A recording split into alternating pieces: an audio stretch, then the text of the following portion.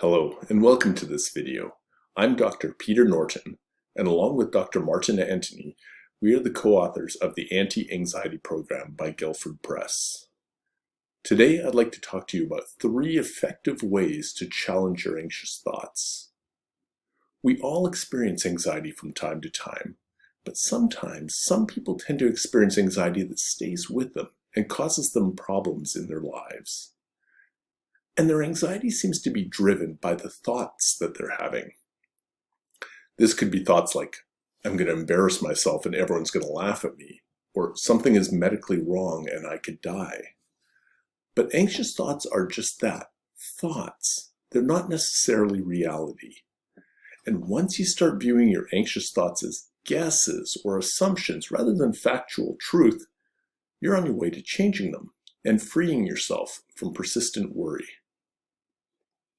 One effective way to change anxious thoughts is by evaluating the evidence.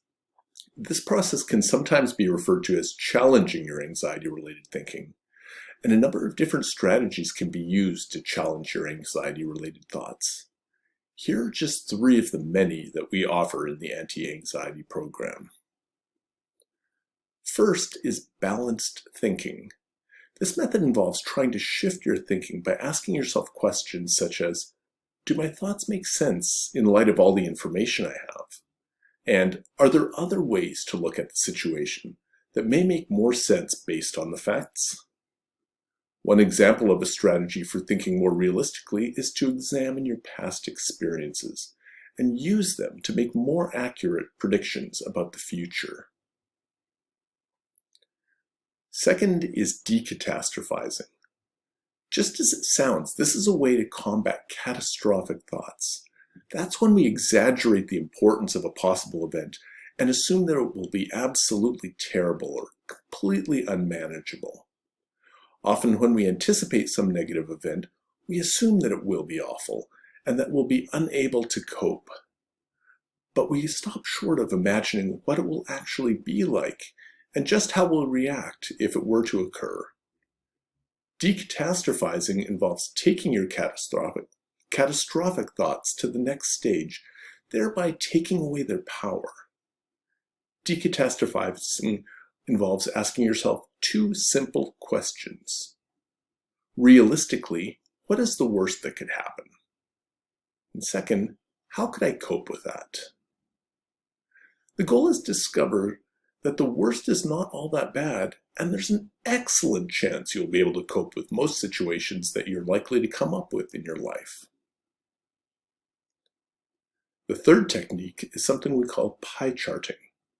A pie chart can be an effective way of reevaluating your predictions and combating probability overestimations.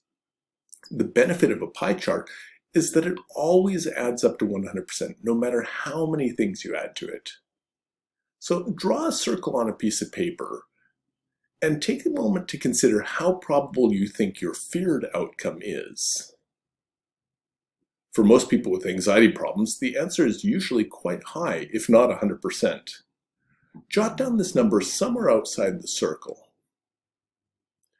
Now start estimating how likely other outcomes might be and start adding them to your pie chart.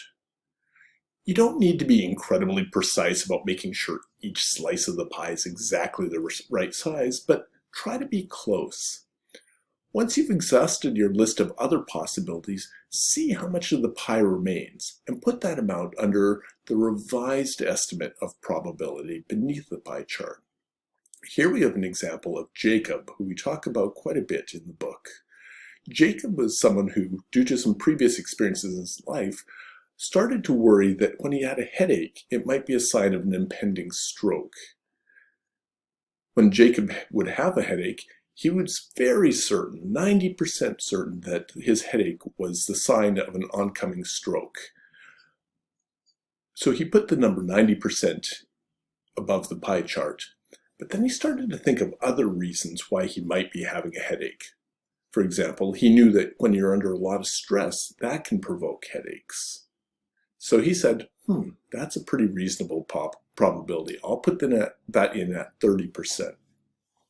He also came up with a number of other possibilities as well, such as being dehydrated, which he estimated at about 20% chance that a headache was due to dehydration. He also thought, well, I stare at a computer all day long at work, and so that sometimes can cause a headache to come on. So I'm going to put that at 20% as well. He came up with other options, such as having too much caffeine, too much coffee, sometimes perhaps having a hangover. And so he put all these pieces into his pie chart, and he realized that he'd now already accounted for about 90%, and he still had other possibilities that he hadn't added. So Jacob put down under his revised estimate of probability less than 10%, that in fact it's unlikely that the headache that he's experiencing is the sign of an impending stroke. Now, remember that ups and downs may occur when using these strategies, but most people experience a significant drop in anxiety after learning to challenge their anxiety-provoking thoughts. And with practice, you will too. I'm Dr. Peter Norton, co-author of the Anti-Anxiety Program.